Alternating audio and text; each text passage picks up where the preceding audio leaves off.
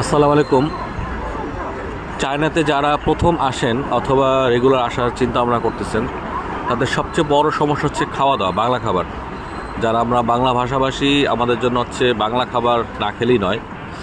তো এই এই জায়গাটার নাম হচ্ছে গুয়ানজু সানি আলি এক্সিট সি।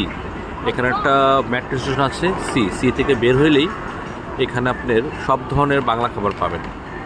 যেমন এখানে আছে রিজিক, সামনে রাঁধুনি, তারপরে এখানে আরও ঢাকা হোটেল, নূর হোটেল, আল নূর, এছাড়া আরও অনেক ধরনের হোটেল এখানে পাবেন। ধানসিঁড়ি, তো এখানে উল্লেখযোগ্য কিছু হোটেল আছে যেখানে মানে বেশি পপুলার। তো এই অঞ্চলটা হচ্ছে সানিয়ালি। এখানে আপনার হোটেল মোটেল সবই অ্যাভেলেবেল এবং বাংলাদেশের মানুষের জন্য একটা স্বর্গরাজ্য। আর এখানে সকল ধরনের যারা চায়নাতে গঞ্জিত আসে সবাই এখানে আসে খাওয়া দাওয়া করার জন্য। খাওয়া দাওয়া, শপিং, মোটামুটি এখানে সব ধরনের প্রোডাক্ট পাওয়া যায়। এবং অন্যান্য জায়গাগুলোতে হচ্ছে 5টার পর সব মার্কেট বন্ধ হয়ে যায়। এই জায়গাটা 12টা 1টা পর্যন্ত খোলা থাকে। আর এখানে বাংলাদেশের মানুষের পদচারণা বেশি।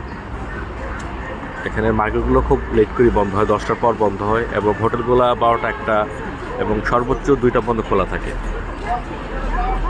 যারা গঞ্জতে আসে, আপনারা যদি খাওয়া দাওয়ার কোনো সমস্যা হয়, বাংলা খাবার না পান, অবশ্যই এই গঞ্জতে সানিলে চলে আসবেন। Metro station exit C2।